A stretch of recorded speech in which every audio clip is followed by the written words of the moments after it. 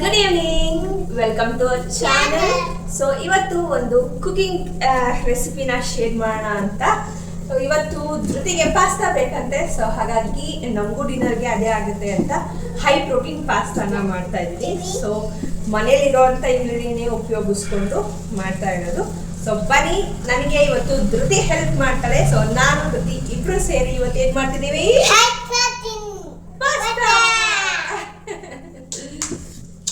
ಬನ್ನಿ ಅದನ್ನ ಮಾಡೋದಕ್ಕೆ ಫಸ್ಟ್ ಇಲ್ಲಿ ಪಾಸ್ತಾನ ಬೇಯಿಸ್ಕೊಂತೀನಿ.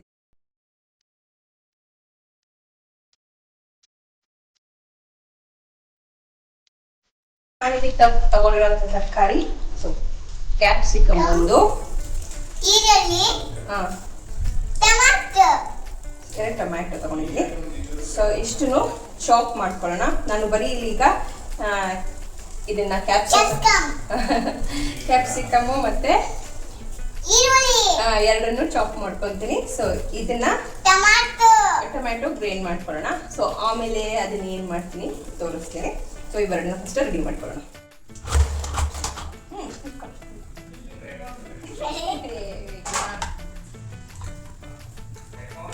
ನಿಧಾನಕ್ಕೆ ಮಾಡ್ಬೇಕು.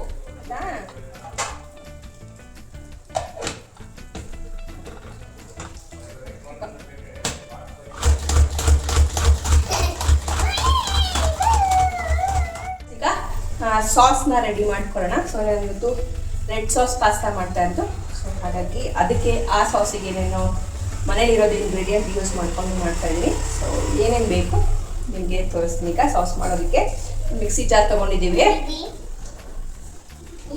ಏನಿದು, ಸೊ 2 ಟೊಮ್ಯಾಟೊ ತಗೊಂಡಿದ್ದೀನಿ. ಆಮೇಲೆ ಪನ್ನೀರ್ ಒಂದು ಅರ್ಧ ಪನ್ನೀರ್ ತಗೊಂಡಿದ್ದೀನಿ.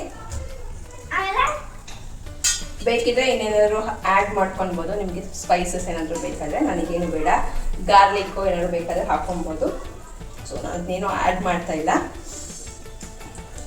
ಸ್ವಲ್ಪ ವಾಟರ್ ಹಾಕೊತೀನಿ.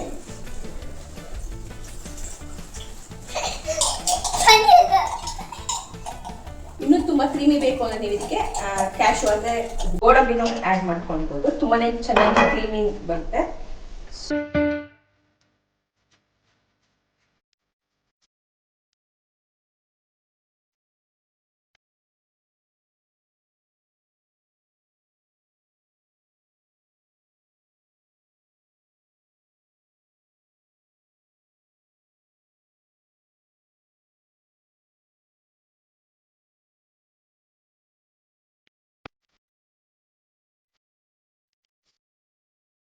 ಕ್ರೀಮಿಯಾಗಿ ರೆಡಿ ಆಗಿದೆ.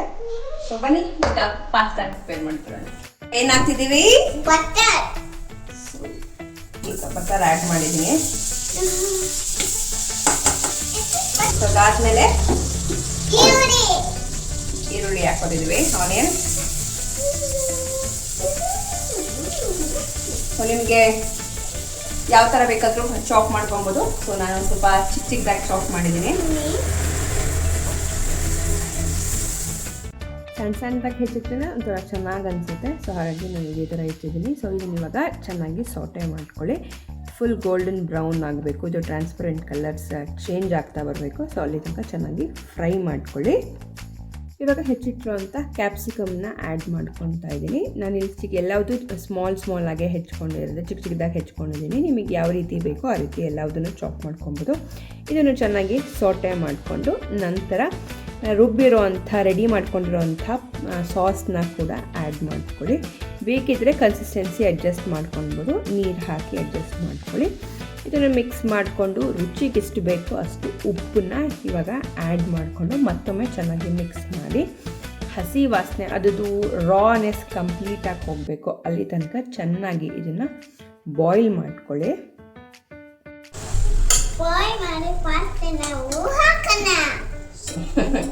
ಸೊ ಫ್ರೆಂಡ್ಸ್, ಈಗ ಬಾಯ್ಲ್ ಮಾಡ್ಕೊಂಡಿದ್ವಲ್ಲ ಆ ಪಾಸ್ತಾನ ಇದಕ್ಕೆ ಆ್ಯಡ್ ಮಾಡ್ತಿದ್ದೀನಿ.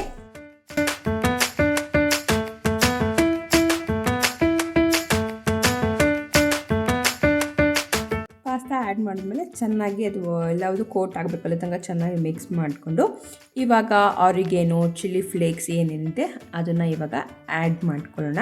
ನಿಮಗೆ ಚಿಲ್ಲಿ ಫ್ಲೇಕ್ಸ್ ಸ್ವಲ್ಪ ಖಾರ ಜಾಸ್ತಿ ಅನ್ನೋದರೆ ಸ್ವಲ್ಪ ಜಾಸ್ತಿ ಹಾಕ್ಕೊಳ್ಳಿ. ನಾನೆಲ್ಲ ಸ್ವಲ್ಪ ಸ್ವಲ್ಪ ಹಾಕ್ಕೊತಾ ಇದ್ದೀನಿ. ಎಲ್ಲ ಹಾಕ್ಕೊಂಡು ಇವಾಗ ಚೀಸು ಮತ್ತು ಪನ್ನೀರನ್ನ ಆ್ಯಡ್ ಮಾಡ್ಕೊತೀನಿ. ಮಕ್ಕಳಿಗಂತೂ ಚೀಸ್ ಅಂದರೆ ತುಂಬಾ ಇಷ್ಟಪಡ್ತಾರೆ. ಹಾಗಾಗಿ ನಾನು ಸ್ವಲ್ಪ ಜಾಸ್ತಿನೇ ಚೀಸು ಮತ್ತು ಒಂದು ಅರ್ಧ ಉಳಿಸಿದ್ನಲ್ಲ, ಸೊ ಆ ಪನ್ನೀರ್ ಕೂಡ ಆ್ಯಡ್ ಮಾಡಿಕೊಂಡೆ. ಇವಾಗ ಎಲ್ಲದನ್ನು ಚೆನ್ನಾಗಿ ಮಿಕ್ಸ್ ಮಾಡ್ಕೊಳ್ಳಿ. ಬೇಕಿದ್ದರೆ ನಿಮ್ಗೆ ಇದ್ರ ಮೇಲೆ ಕೊತ್ತಂಬರಿ ಸೊಪ್ಪು ಆ್ಯಡ್ ಮಾಡ್ಕೊಳ್ಬೋದು. ನಾನು ಅದಕ್ಕೇನು ಹಾಕಿಲ್ಲ, ಇದೆ ಹೀಗೆ ಚೆನ್ನಾಗಿರುತ್ತೆ ಅಂತ ಇಷ್ಟನ್ನೇ ಹಾಕಿ ಚೆನ್ನಾಗಿ ಮಿಕ್ಸ್ ಮಾಡಿಕೊಂಡ್ರೆ ರೆಡಿ ಆಗೋಗುತ್ತೆ ಹೈ ಪ್ರೋಟೀನ್ ಪಾಸ್ತಾ. ಸೊ ನಿಮ್ಮ ಮಕ್ಕಳಿಗೆ ಚೀಸ್ ಅಂದರೆ ಇಷ್ಟ ಅಂದರೆ ಅದ್ರ ಮೇಲೆ ಈ ಥರ ಗ್ರೈಂಡ್ ಮಾಡಿಬಿಟ್ಟು ಹಾಕಿ ಕೊಡ್ಬೋದು.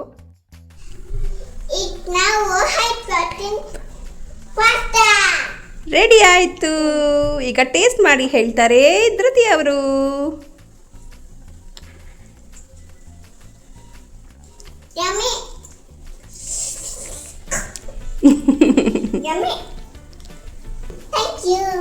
ಮಾಡಿಕೊಟ್ಟಾಯಿತು. ಅವಳು ತುಂಬಾ ಇಷ್ಟಪಟ್ಟು ತಿಂದಳು.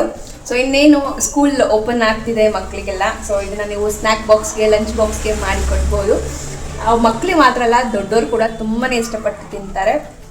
ಸೊ ಟ್ರೈ ಮಾಡಿ. ನೀವು ಈ ರೆಸಿಪಿ ಟ್ರೈ ಮಾಡಿಲ್ಲ ಅಂದರೆ ಟ್ರೈ ಮಾಡಿ.